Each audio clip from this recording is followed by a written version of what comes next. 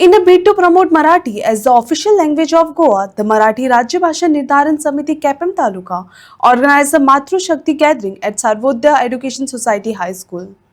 Around 320 women from Kapem region attended the event, where key speakers including Subhash Bhaskar Velinkar, Kapem Taluka Chief Rupali Prabhu Velgekar, and Goa State Co-Chief Roshan Samant urged women to take collective action in preserving Marathi language, culture, and identity.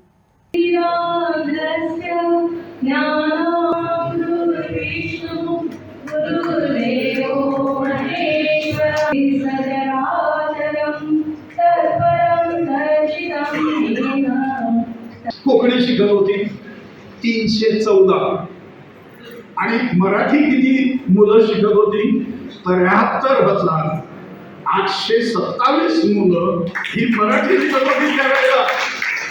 त्यावेळेला अन्याय केला मराठीवर. मराठीची भाषा पोर्तुगीज पार्लमेंटमध्ये शत्रूने pass केली आणि दुर्दैवाने आपल्या लोकांनी ती फेटाळून ठेवली. वर्तमानपत्र एक देखील धड चालत नव्हतं त्यावेळेला, एकही नव्हतं कोकणी.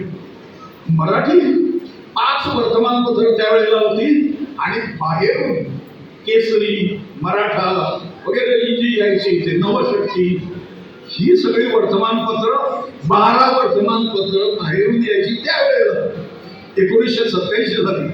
परंतु मराठी राजभाषा झाली नाही. 11 तालुके आहेत आपले. त्या 11 तालुक्यात 180 ग्रामपंचायती ज्या आहेत त्याच्यापैकी 120 ग्रामपंचायतींनी मराठी हीच राजभाषा व्हायला पाहिजे म्हणून ठराव दिले होते सरकारकडे. तरी मराठी राजभाषा झाली नाही. 11 आपल्या राज्याचे ब्लॉक्स आहेत. BDO ब्लॉक डेव्हलपमेंट ऑफिसर हा कुठल्या ब्लॉकचा ऑफिसर त्या ब्लॉकचा म्हणजे तालुका स्तरावर एक ब्लॉक आहे. 11 पैकी 8 ब्लॉक्सनी गटांनी मराठी राजभाषा झाली पाहिजे म्हणून ठरवले, एकमताने संमत केले. हे सगळं असताना देखील वाचन कुठलं होतं?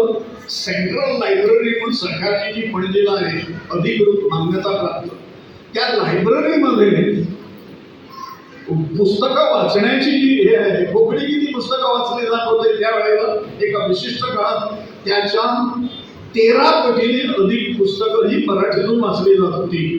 प्रकाशन किती पुस्तकं प्रसिद्ध होत होती कोकणीची आणि मराठीची, तर कोकणीच्या 18 पटीने अधिक पुस्तकं ही मराठीतून प्रकाशित होती.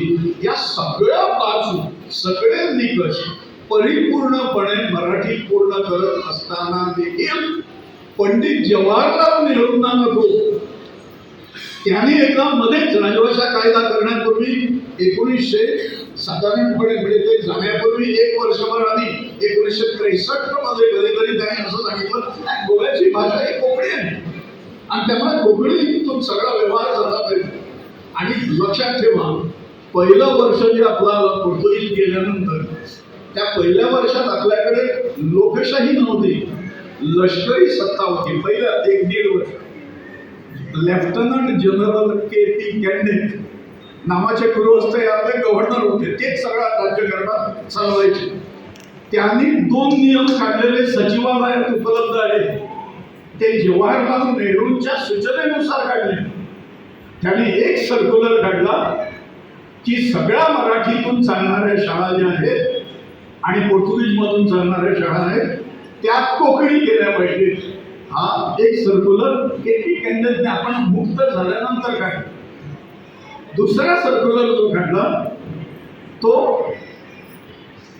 राजकीय व्यवहार प्रशासकीय व्यवहार जो आहे आपण अर्ज करतो सरकारी कामं करतो याच्यात वापरली जाणारी भाषा ही कोकणी असली पाहिजे.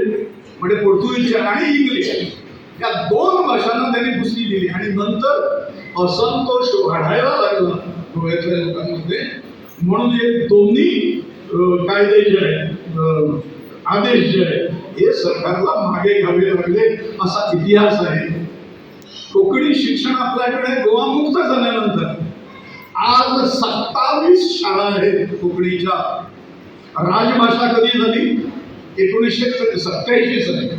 आणि शाळा किती आहेत आज?